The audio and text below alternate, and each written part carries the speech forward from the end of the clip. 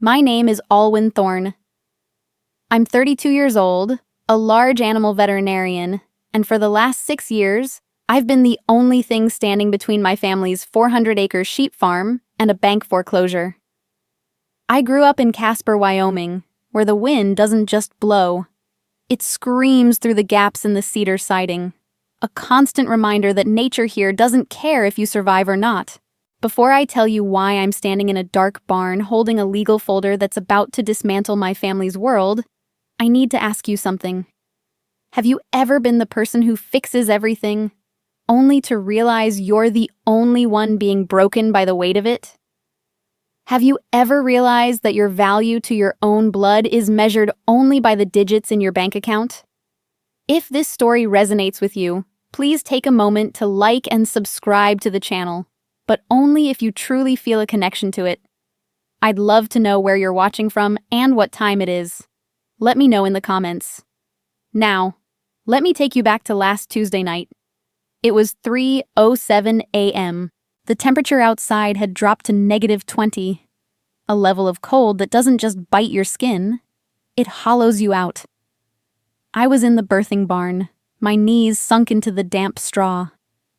The air was a thick, suffocating soup of frozen diesel fumes from the heater, wet wool, and the sharp metallic tang of amniotic fluid.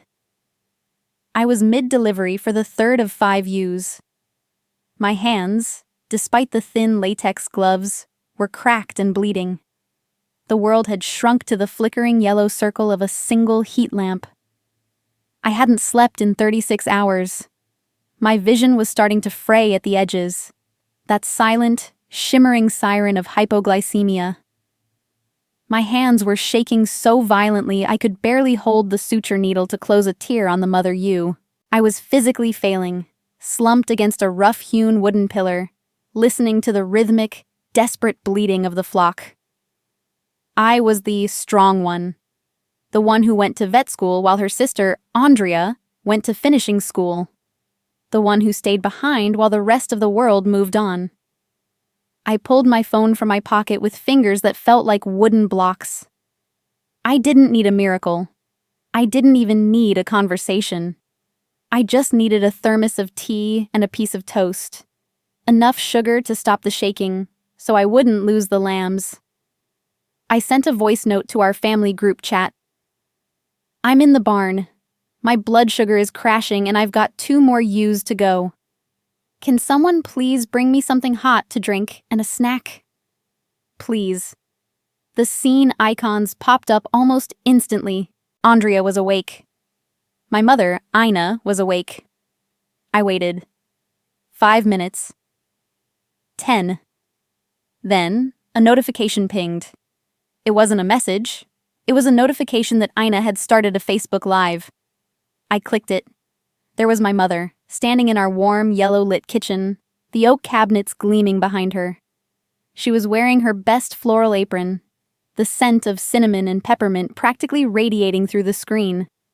She was hosting a midnight charity bake for the church. Olwen just messaged, Ina said to the camera, her voice dripping with a saintly, practiced sweetness. She smiled at her 300 viewers. She's out in the barn. But you know my Olwen. She's as strong as an ox. She loves those sheep more than she loves sleep. She'll figure it out. Anyway, let's get back to these cinnamon rolls for the homeless. The house was 200 yards away. I could see the light from the kitchen window reflecting off the ice on the barn door. They were in there, warm, fed, and performing charity for strangers, while I was literally freezing to death to save the property that kept them in those designer aprons. A sheep doesn't complain when it's cold. It just hunkers down. I didn't cry. I didn't have the energy for tears.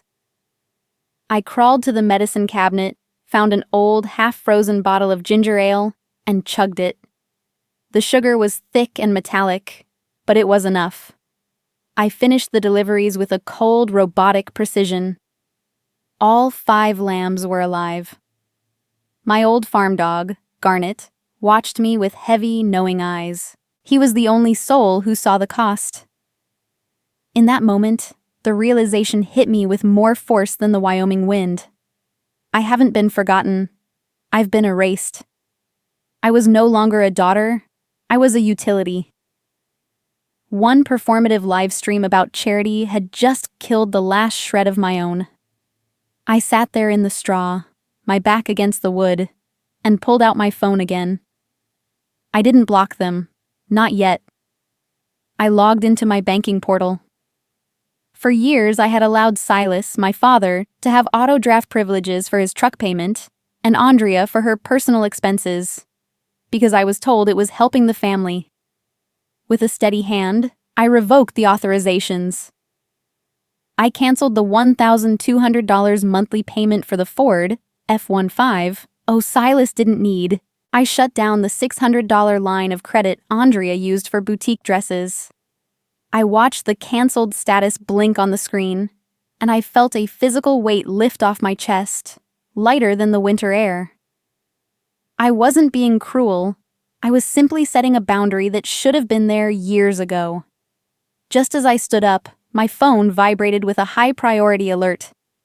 It was from the bank's legal department. It wasn't a late fee. It was a notification that the final $280,000 debt I had cleared the week before had triggered a final deed release. Then, there was a heavy, rhythmic knock on the barn door. I froze. I expected it to be Silas, coming to complain about the heater. But when the door swung open, it was Soren, my neighbor from 2 miles down the road. He was holding a large thermos and a wrapped sandwich. He didn't say a word. He just looked at me, then at the house glowing in the distance, then back at me. He had seen the live stream. He knew. "Drink," he said, handing me the thermos. "I've already called the lawyer, Olwen. He's waiting for your signal." I took a sip of the tea. It was bitter, strong, and exactly what I needed. I looked at the house one last time before turning my back on it. The world hadn't collapsed. It had just shifted its axis. They thought they were the masters of this land, but they had forgotten the most basic rule of the ranch. You don't bite the hand that feeds the flock. Now, let me take you back to the late autumn of 2020 in Natrona County, Wyoming.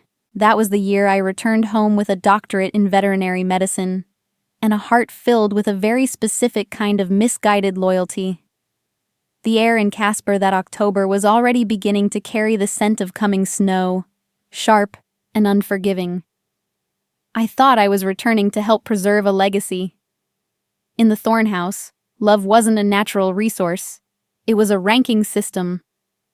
My father, Silas, was a man whose identity was stitched into the 400 acres he was slowly losing. He was a proud man, the kind who would rather let a fence rot than admit he couldn't afford the wire. A man who consistently chose his pride over a ledger that made sense. My mother, Ina, was the architect of our social standing. She treated the church pews like a stage, and our family like a prop.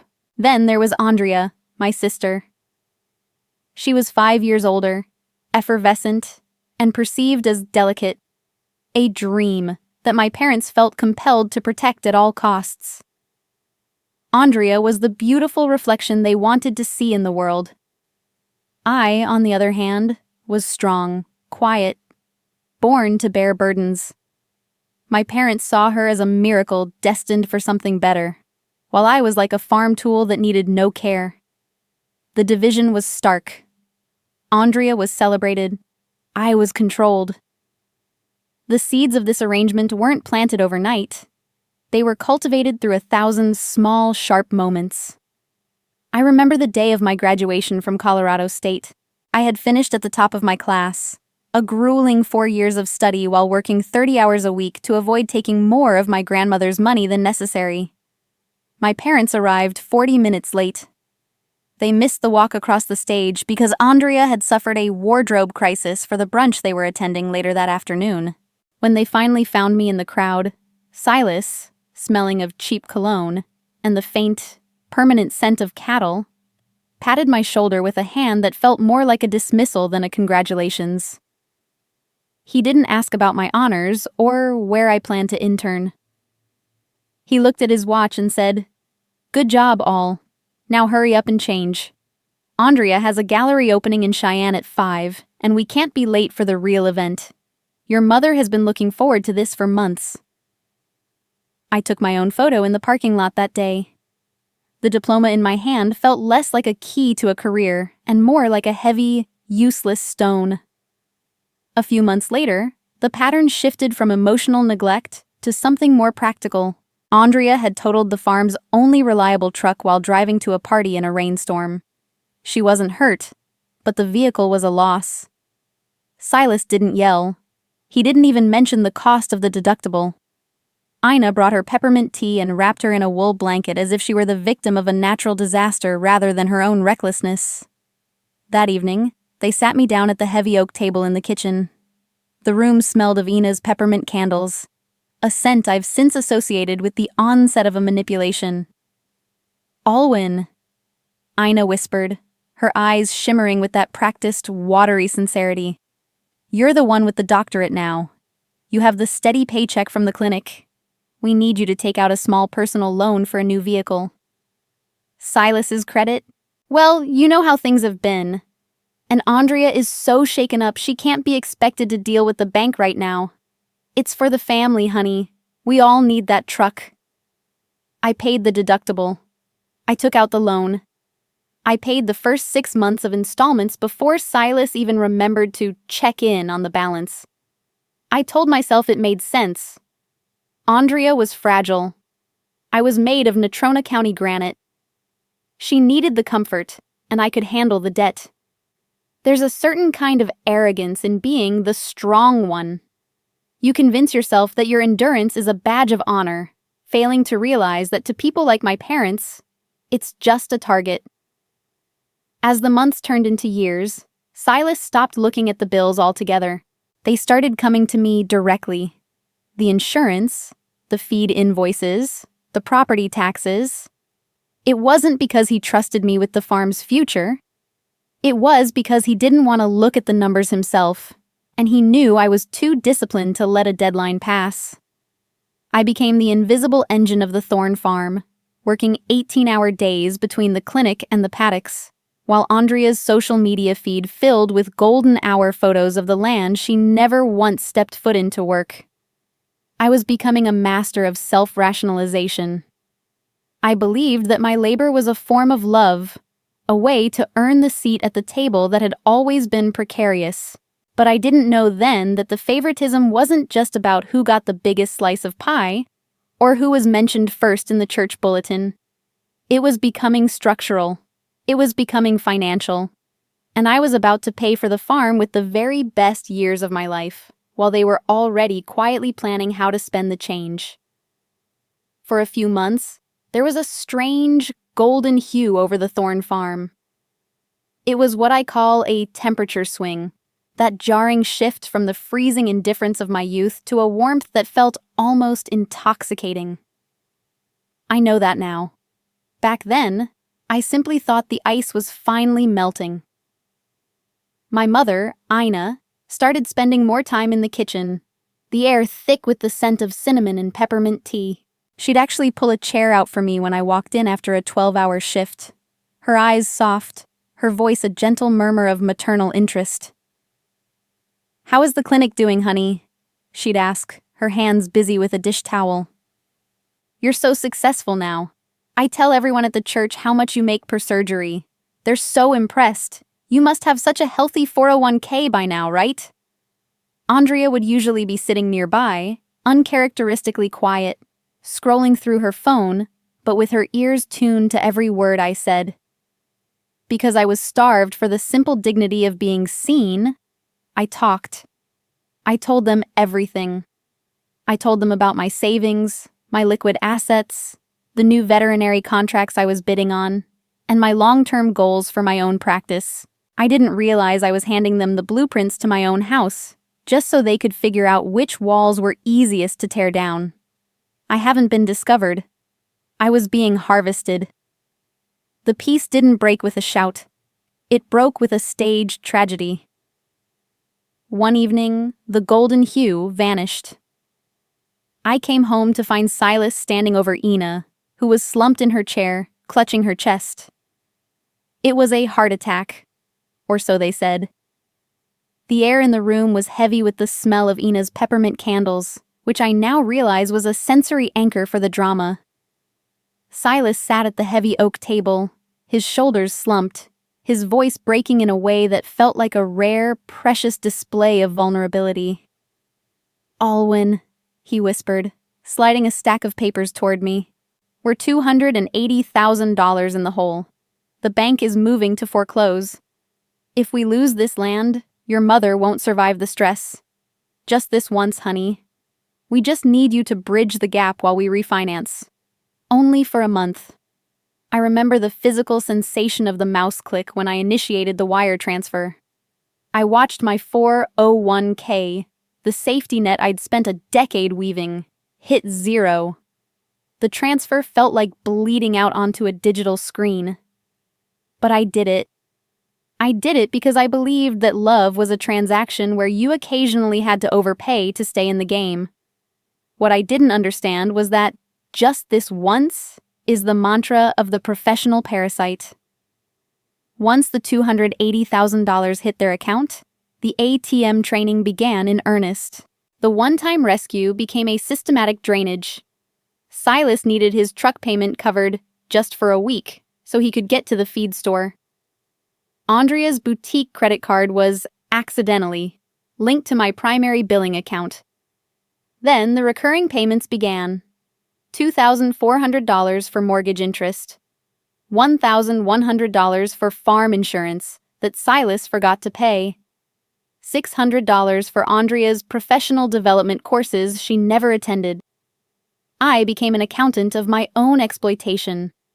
I kept a secret spreadsheet on a locked drive, my own warranty of silence. Column A was the date. Column B was the amount. Column C was the reason. In October alone, I noted $14,200 for Silas's back taxes, which I later found out was actually a down payment on a luxury timeshare for Andrea. By the end of the second year, the shock total sat at $412,840.12.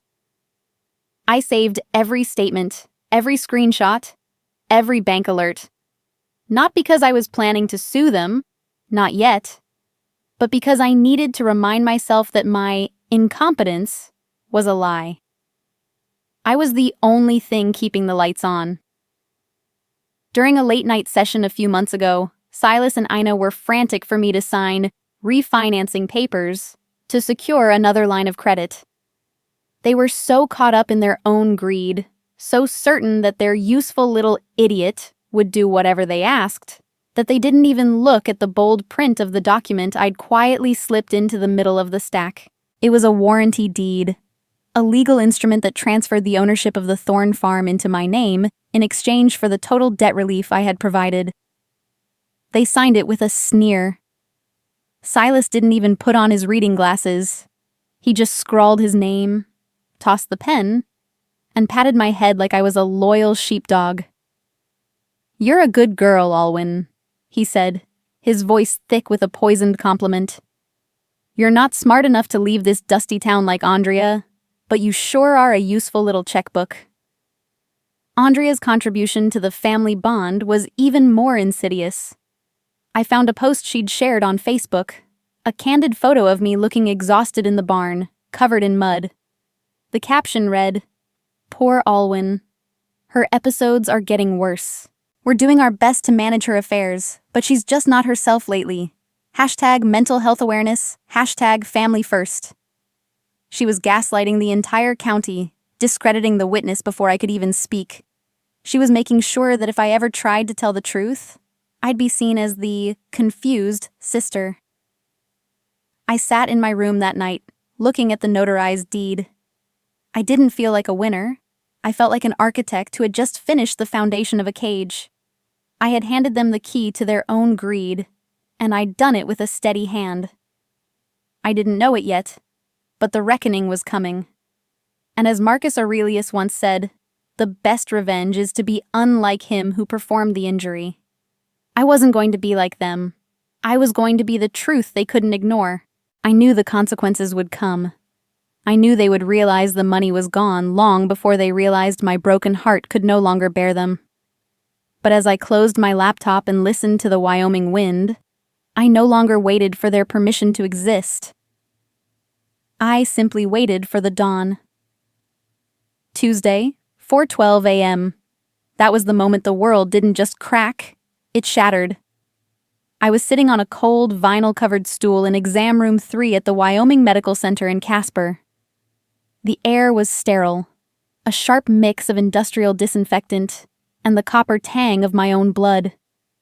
Above me, the hospital's HVAC system hummed with a rhythmic thump hiss that seemed to pulse in sync with the white-hot throb in my left arm. The adrenaline from the barn had finally ebbed away, leaving a hollow, sickening clarity. Half an hour earlier, a heavy cedar timber, weakened by the ice, had buckled while I was trying to reinforce a pen. I still hear the sound of the bones snapping. It was a wet, muffled pop, like a green branch breaking under too much weight. Now my left radius was an ugly, jagged line beneath the skin, a compound fracture that made my stomach churn every time I looked down. The nurse who received me, a woman named Thayer with a face marked by years of night shifts, handed me a file labeled Emergency Admission Form, file number WMC-7704, wrapped in plastic. She tied a white plastic band around my right wrist. My left hand was numb, bruised and swollen, resting on a thin paper pillow. I had a deadline. I had exactly 110 minutes. The antibiotics for the newborn lambs were sitting on the barn counter back at the ranch. They had to be administered by 6 a.m. sharp. If they weren't, the respiratory infection would sweep through the north paddock, and the flock I had spent 6 years protecting would be decimated by noon. I pulled my phone out with my good hand. My thumb hovered over the Thorne family group thread. I didn't want to ask. I didn't want to prove Silas right, that I was a burden the moment I stopped being an asset. But the lambs were innocent. "I'm at the ER," I typed, my hand shaking so hard the letters blurred. "Left arm is a compound fracture. I can't drive the truck and I need help lifting the 5-gallon medication jugs for the lambs. Can someone pick me up? I just need 2 hours of help. Please!" The 3 blue dots appeared almost instantly. Andrea was awake. My mother was awake. At 4:28 a.m., a notification pinged. It wasn't a "hang in there" or an "on my way." It was a photo from Andrea. She was holding a champagne flute against a backdrop of a sunrise over the Atlantic. Her new engagement ring caught the light, sparkling with a cruel, cold brilliance. "Can't all," her text read. "We're at the pre-wedding brunch at the resort.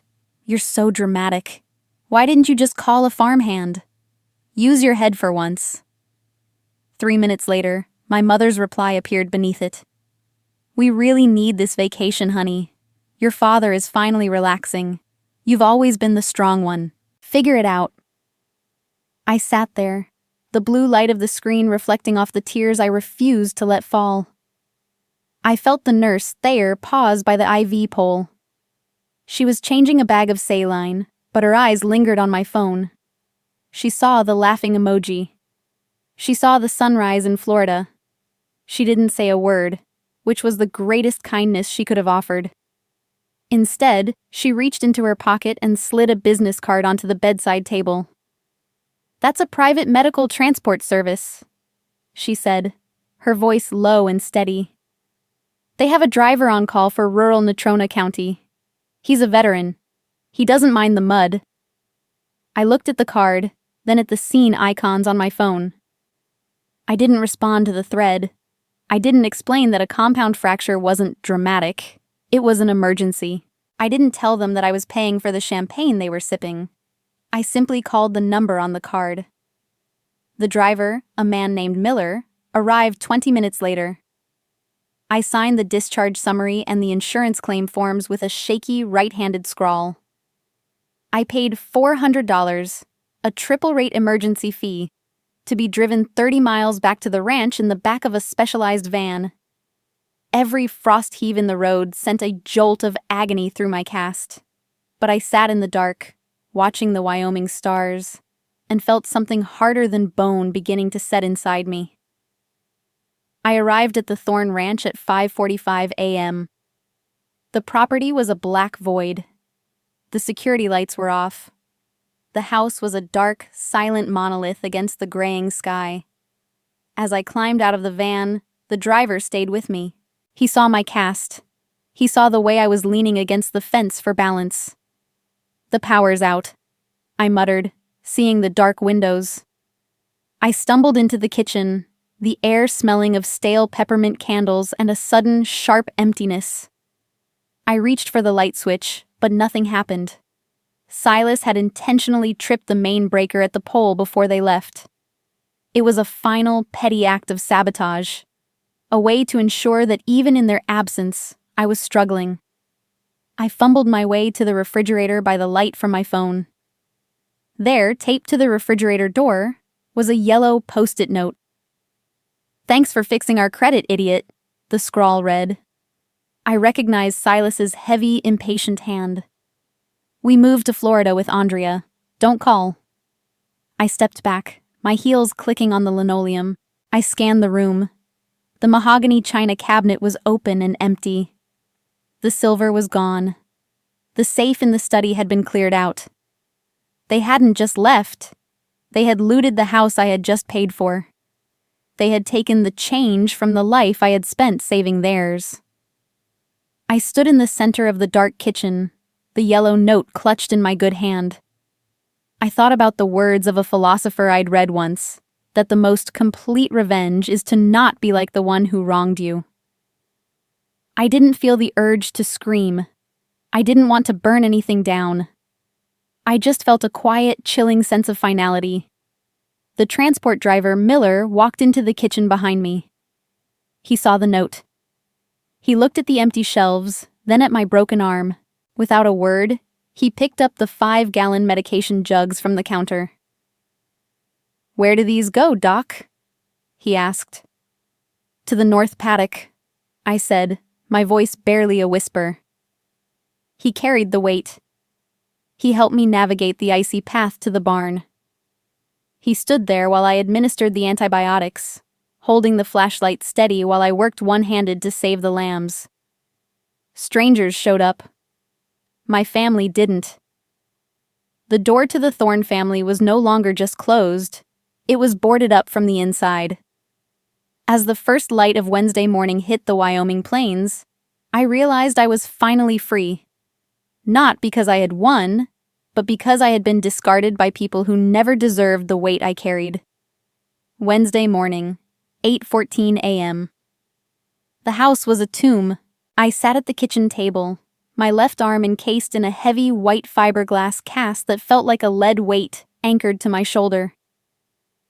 The room was silent except for the rhythmic ticking of the clock on the wall and the distant, lonely bleat of a yearling in the south paddock. The air held a lingering scent of ozone from the tripped breaker Silas had left behind, mixed with the cold dregs of the coffee Soren had brought me an hour ago. The yellow idiot note was still stuck to the stainless steel refrigerator. I stared at it until the handwriting blurred, a badge of shame that was rapidly transforming into a blueprint for my future. I stood up, my movements slow and deliberate, and walked to the mudroom to take out the trash. The bin was overflowing with the debris of my family's hasty exodus. Empty champagne bottles, discarded wedding magazines, and scraps of silk ribbon. At the very top of the heap, half submerged in coffee grounds, I saw it. My brother's leather-bound veterinary journal. I reached in with my good hand and pulled it out. The cover was ripped, the pages water-damaged from where a bottle had leaked. This was the one thing I had asked them to keep safe, the only piece of my brother's legacy I had left. They hadn't even bothered to pack it. They had looked at a lifetime of his clinical notes and saw nothing but clutter. They threw it away like garbage because it didn't have a dollar sign attached to it. I smoothed the torn leather against my thigh. I didn't scream. I didn't cry. A cold, crystalline clarity settled over me. The kind of stillness that comes when you finally stop trying to find a heartbeat in something that's been dead for years. Two options: stay a ghost in their house, or become the owner of my own. Break or build. I walked back to the table and pulled out my phone. The screen's blue light was the only warmth in the room. I opened my banking app and navigated to the Scheduled Transfers tab. For years, I had functioned as the central nervous system for their lifestyle, a role I had accepted under the guise of helping out.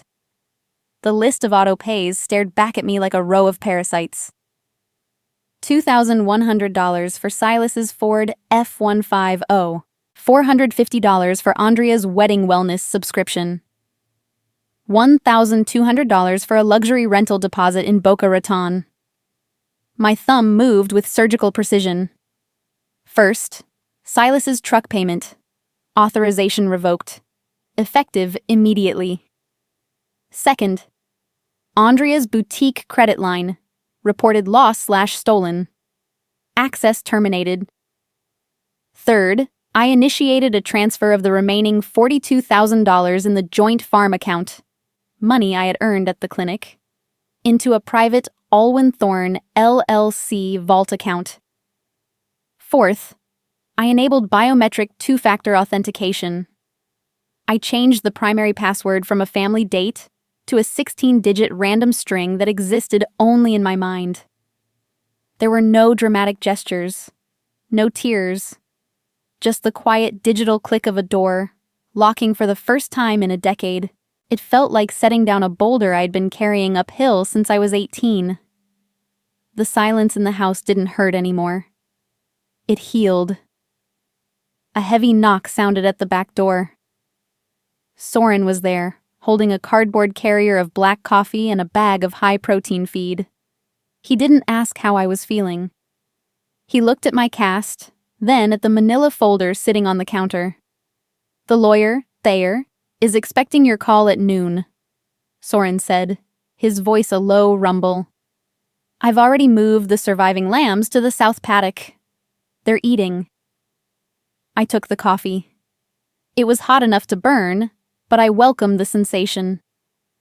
I finally stopped negotiating with people who think my kindness is a weakness, Soren. Better, for the first time in years. I opened the manila folder. Tucked inside was the warranty deed Silas, and Ina had signed months ago. I traced the raised, red, recorded stamp from the county clerk with my thumb. To them, it had been bureaucratic red tape. To me, it was the title to my life. Every penny of that $280,000 debt I had cleared was documented. Every payment I had made was a brick in the wall I was now building around myself. I knew the fallout was coming. I knew Silas would check his balance at a gas station somewhere in Georgia and find it empty. I knew Andrea would try to buy a $5,000 wedding gown in Florida and hear the word declined in front of her new social circle. They would notice the missing money long before they noticed my broken arm was no longer holding them up. I sat on the porch and watched the sunrise over the 400 acres. The Wyoming light was harsh, revealing every crack in the fence and every weed in the pasture. It was mine. Legally, morally, absolutely. The hard part, the begging to be loved, the hoping to be seen, was over. The reckoning was just beginning. Thursday morning, 7:12 a.m. The farm had found a new, honest rhythm. The air was crisp, tasting of mountain sage and the clean promise of a Wyoming spring. I stood on the porch, a single cup of black coffee in my right hand, watching the steam rise into the quiet air. For the first time in my life, the house didn't echo with Andrea's high-pitched complaints, or my mother's performative sighs. It was just me, the ticking of the grandfather clock, and the steady, distant bleat of the newborn lambs. The stability felt sturdy, but the ache remained. It wasn't just the physical throb in my left radius, a constant reminder of the timber that snapped my bone. It was the phantom presence of the people who used to occupy the 3 empty chairs at the oak table. I still found myself occasionally setting out 4 mugs instead of 1. The memory of the betrayal was a cold weight in my chest, a lingering shadow that didn't go away just because the deed was in my drawer. At 8:42 a.m., my phone buzzed on the railing. It was Soren. Olwen. His voice was tight, urgent. "I'm at the North Gate. A crew from High Plains Realty just hammered a sold sign into the cedar post. They're claiming the property closed yesterday. Did you authorize a listing?" I didn't let my heart rate climb. I didn't panic. I took one last sip of coffee, set the mug down, and walked inside. "Stay there, Soren. Don't touch the sign. I'll handle it." I went to my office. I spent exactly 4 minutes at the biometric safe, verifying the digital timestamps on my Thorn LLC vault. I grabbed the heavy manila folder, the one containing the original warranty deed. I pulled on my vet coat, the white fabric crisp against the dark cast on my arm. I was ready. As I reached the truck, my phone vibrated again. A Florida area code. I answered, and the background noise was immediate. The clinking of ice in glasses, a rhythmic bass line from a poolside bar, and the unmistakable, arrogant lilt of my father's voice. "Hey, idiot!" Silas said. He sounded drunk on his own ego, his words slightly slurred. "Just thought I'd give you the courtesy of a final warning. We just cleared a $50,000 wire deposit from a group in Casper. We're using it as the down payment on a beachfront venue for Andrea's wedding. You have until noon tomorrow to be off the land. Don't bother calling a lawyer. The money's already in my Florida account, and the farm belongs to someone else now." I didn't argue. I didn't tell him he was wrong. I didn't even say my name. I simply hung up. 10:14 a.m. I pulled out of the drive. The Wyoming highway was a blur of gray and white, 60 miles per hour. I watched the mile markers flash by, counting the minutes. It takes exactly 12 minutes to reach the Natrona County Clerk's office from my front gate. I walked into the building at 10:26 a.m. The air inside was cool and smelled of old paper and industrial floor wax. Clerk Thayer was behind the counter, his wire-rimmed glasses perched on the bridge of his nose. Standing next to him was a man in an expensive Navy suit, the representative for High Plains Realty. They were looking at a set of digital documents on an iPad. I walked to the counter. I didn't give a speech. I didn't lead with my feelings. I simply slid the original warranty deed across the laminate surface. The paper was heavy, the blue ink of the signatures sharp and undeniable. "I believe there's a misunderstanding regarding the Thorn property," I said. My voice was level, echoing slightly in the quiet office. Thayer picked up the document. He scanned the identity of owner line. His eyes moved to the sole member of Thorn LLC section, then back to me. He looked at my name on my vet badge. Olwen Thorn, DVM. The realtor leaned in, his face turning a sickly shade of ashen gray. "Wait," he stammered, pointing at the iPad. Silas Thorne signed an affidavit of ownership yesterday. He swore the title was clear. He took our wire transfer. We've already moved funds into a Florida-based joint account. Thayer didn't look up. He was already pulling the official county record on his monitor. "If this deed is valid, and it is, I recorded it myself 6 months ago. Then Silas Thorne just committed felony wire fraud. He sold an asset he didn't own." The silence in the office was absolute. The realtor looked at the deed, then at my broken arm, then back at the iPad. The reality of the situation was settling in like a heavy frost. In the eyes of the law, Silas hadn't just made a mistake. He had committed a crime. Thayer picked up a heavy red rubber stamp. The sound of it hitting the counter was like the strike of a gavel. "The sale to High Plains is void," Thayer said, his voice cold and final. "I'm flagging the title for fraud. Mr. Silas Thorne has exactly 24 hours before the bank initiates an international clawback on those funds." I'll be calling the sheriff's department to document the sign on your gate, Olwen. I stood there for 3 seconds, letting the silence measure the moment. The weight of the idiot note, the sting of the live stream, the exhaustion of the barn. It all seemed to disintegrate. I wasn't the victim anymore. I was the architect of the truth. I walked out of the office into the bright Wyoming sun. I didn't look back at the realtor or the clerk. I had set the board. Now I just had to wait for the pieces to fall. The hum of the laser printer was the only heartbeat in my home office that Friday evening. The air was warm, thick with the scent of ozone and fresh toner. It was a comforting, clinical smell, the scent of a record being set straight. My left arm, still encased in that heavy white fiberglass cast, rested on the desk while I used my right hand to organize a black 3-ring binder. I wasn't just printing bank statements. I was building a timeline of my own erasure. I moved with a deliberate, slow precision. I printed 6 years of monthly $2,100 truck payments for Silas. I printed 3 years of wellness invoices for Andrea, each one for $450. I printed the final $280,000 wire transfer confirmation, the one that had emptied my life's work into a void of greed. Each page was placed chronologically, separated by blue tab dividers. I used a yellow highlighter to mark the signatures, my family's handwriting, scrawled over my sweat. At the very front of the binder, tucked into a clear plastic sleeve, sat the yellow post-it note. Thanks for fixing our credit, idiot. It was the Exhibit A of their intent. I looked at the word idiot and felt nothing but a quiet, rhythmic resolve. The sound of the 3-hole punch snapping through the paper was the only armor I needed. I wasn't preparing to win a shouting match. I was preparing to dismantle a narrative with the cold weight of the truth.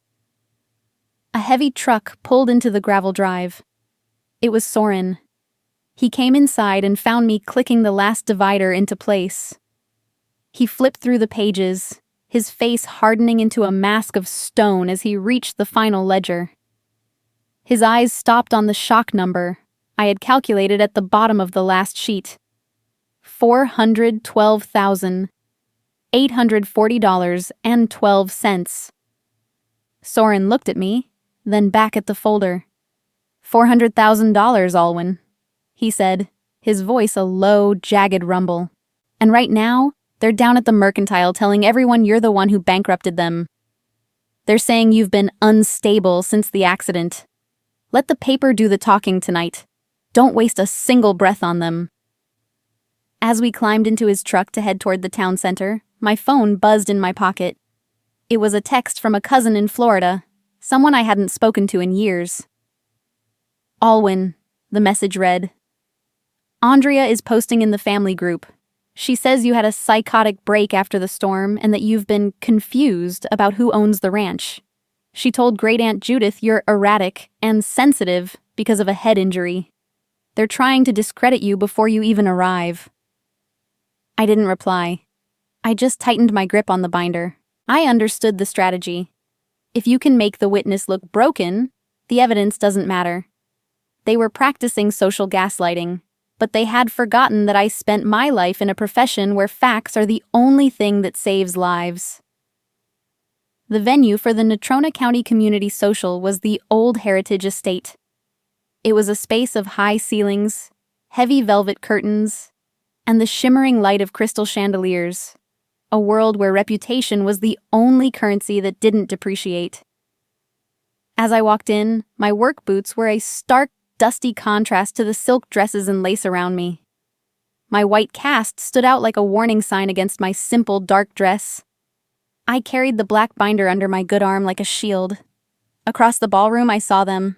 Silas and Ina were standing near a group of the county's wealthiest landowners. Ina was radiant in a new emerald silk dress, likely bought with the money I had fixed, and she was playing the role of the long-suffering mother to perfection. She caught my eye and approached with a fake, watery smile that didn't reach her eyes. Olwen, dear, Ina said, her voice loud enough to attract the attention of the circle around her. "We were so worried. Are you feeling better? The doctors told us the accident left you a bit muddled. We're here to help you get through this." I didn't flinch.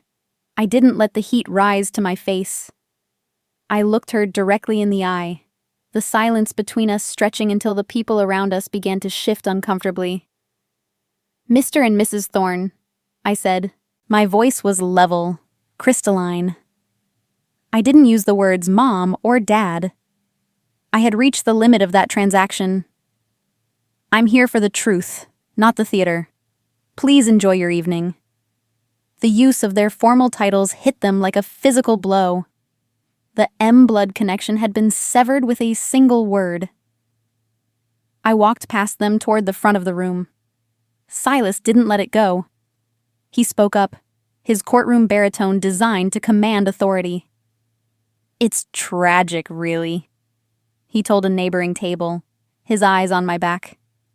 "My daughter, the veterinarian, she's had a complete breakdown. She thinks she owns the land because of some phantom paperwork she's been carrying around. We're just trying to get her the psychiatric help she needs." The crowd looked at me with a sickening mix of pity and suspicion. I could feel the weight of their judgment, the narrative being spun by a man who had spent 40 years being believed. Near the podium, Clerk Thayer stood waiting to announce the annual land grants. He saw me. He saw the black binder. He didn't give a speech. He just gave me a short, sharp nod, a signal of authority that said, "I have the records." Just as Thayer moved toward the microphone to speak, Ina rushed the stage. She moved with a practiced, saintly grace, intercepting the mic before he could reach it. She looked out at the assembly, her hand on her heart, her eyes glistening under the chandeliers. "Before we begin the official business," Ina announced, her voice trembling with performative grief, "as many of you have heard, my daughter Olwen has been struggling terribly since her injury. She's confused about the farm, and as her mother, I must address the family's pain before these lies spread any further. Olwen, honey, please put that folder down." The microphone hummed with a low frequency of feedback. The room was deathly quiet. Ina stared at me from the stage, her mask of piety firmly in place.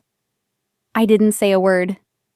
I simply stepped into the center of the floor, lifted the black binder high, and opened it to the first page. Ina wanted the stage. I was just going to give her the script she had already signed in her own ink. The ballroom of the Heritage Estate was a sea of silk and gold-rimmed plates. The air, filtered and chilled, carried the scent of expensive lilies and floor wax. Beneath the flicker of crystal chandeliers, a string quartet played something light and indifferent, the kind of music that fills the space between things people are too polite to say aloud. It was the apex of the Natrona County social calendar, a room where a man's word was only as good as the land behind it. Silas and Ina occupied a central table, radiating the smug glow of people who believed they had successfully traded a burden for a Florida sunrise. Silas leaned back in his chair, a glass of high-end bourbon held loosely in his hand. Ina sat beside him, accepting sympathetic pats on the hand from the town's elite. "It's a tragedy, truly," Silas said, his courtroom baritone carrying easily over the music. He was speaking to a group of cattle magnates, his voice dripping with a practiced, weary dignity. "We had to sell the farm just to cover the debts Olwen piled up. Her mismanagement, her medical episodes. We're moving to Florida to give Andrea the wedding she deserves. It's the only way to save what's left of the Thorne name." I stood near a marble pillar at the far edge of the room. My white cast was hidden beneath a dark wool shawl, my black binder tucked firmly under my good arm. I didn't speak. I didn't interrupt. I simply watched the way Silas's thumb twitched against his glass every time someone asked a follow-up question he couldn't quite answer. Then, the first crack appeared, Silas's phone, sitting on the white linen tablecloth, began to vibrate violently. He glanced at the screen, and the color drained from his face with such speed it looked like a physical blow. It was a text from Florida. Andrea's wedding had just collapsed at the altar. The groom's family, a real estate clan with deep pockets and even deeper investigators, had run a final check on the Thorne estate, only to find a red flag title and a fraud investigation. They had pulled the plug. Silas's hands began to tremble. He looked up, his eyes searching the room until they found mine. I didn't move. I didn't smile. I just waited. The hum of the air conditioning suddenly seemed to grow to a roar as Clerk Thayer stepped to the podium. He didn't wait for the gala chair to introduce him. He didn't need a microphone to command the room. He tapped his tablet, and the large projector screen behind him, the one meant for the land grant maps, flickered to life. It wasn't a map. It was a side-by-side video. On the left was Ina's charity baking livestream from Tuesday night. She was smiling, warm, and saintly in her yellow-lit kitchen. On the right was the grainier, blue-tinted security footage from the barn. It showed me, shivering and slumped in the straw, my arm visibly broken, desperately trying to save newborn lambs in a negative 20-degree storm, while my phone light blinked over and over with a message that went ignored. The room went deathly silent. It wasn't a gasp of pity that followed. It was a gasp of recognition. The town was seeing the lie in high definition. "Before we discuss county business," Thayer said, his voice like grinding stones, "the public record regarding the Thorne property must be corrected." A document began to scroll onto the screen. My ledger. Year 1 to 6, $151,200 for Silas Thorne's truck note. Year 3 to 5, $16,200 for Andrea Thorne's personal credit. Final transaction, $280,000 private mortgage payoff by Olwen Thorne. Grand total, $412,840.12. At the very bottom of the projection, the yellow post-it note appeared. It was enlarged so that every grain of the paper and the jagged, hurried scrawl of Silas's handwriting was visible to everyone. "Thanks for fixing our credit, idiot." The reaction was behavioral, not vocal. People at Silas's table didn't look at him. They looked at their plates. Then, one by one, they stood up. They picked up their napkins, avoided his eyes, and quietly moved to other tables. They created a physical dead zone of empty chairs around my father and mother. The sound of the chairs scraping against the marble was the only verdict that mattered. I walked to the center of the floor. I didn't use the microphone. The silence in the room was a vacuum, waiting to be filled. "I spent 6 years trying to buy a seat at a table that was already mine," I said. My voice was quiet, but it reached every corner of the ballroom. "I paid your debts because I believed family was a covenant. I realized tonight it was just a subscription service. And as of 3:07 a.m., last Tuesday, the service is canceled." I looked at Silas, whose mouth had gone slack, and at Ina, whose fake tears were finally real, born of social humiliation rather than regret. "The farm is legally mine. The deed is recorded. The fraud investigation into your Florida land sale is out of my hands. From this moment on, you are not my family. You are simply the previous residents of a house I now own. That is the boundary." I didn't wait for a rebuttal. I didn't look back to see who was nodding or who was whispering. I set my empty champagne flute down on a passing server's tray with a tiny, crystalline clink that felt like the final punctuation of my life as their scapegoat.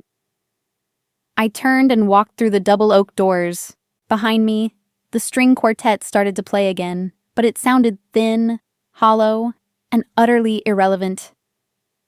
I stepped into the cold Wyoming night, the black binder tucked under my arm, and breathed in air that finally tasted like my own. In that room, they lost their narrative. In the silence that followed, I finally found mine. The Heritage Estate Gala didn't end with a bang or a dramatic courtroom scene. It ended with the hollow, rhythmic sound of retreating footsteps on marble. After the projector went dark and the ledger of my life was laid bare, the ballroom didn't erupt in shouting. It just grew cold. Silas and Ina stood in a widening circle of empty space, their champagne glasses untouched, while the town's elite simply stopped looking at them. No one yelled. They just moved away, an invisible tide pulling back from a toxic shore. The social order of Natrona County shifted that night without a single decree.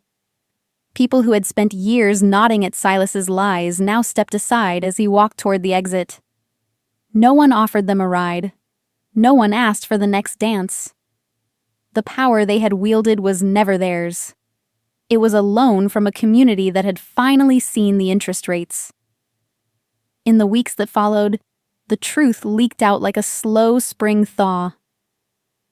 I was at the north gate, checking a fence post, when a neighbor, a man who had spent a decade calling me the difficult thorn, stopped his truck.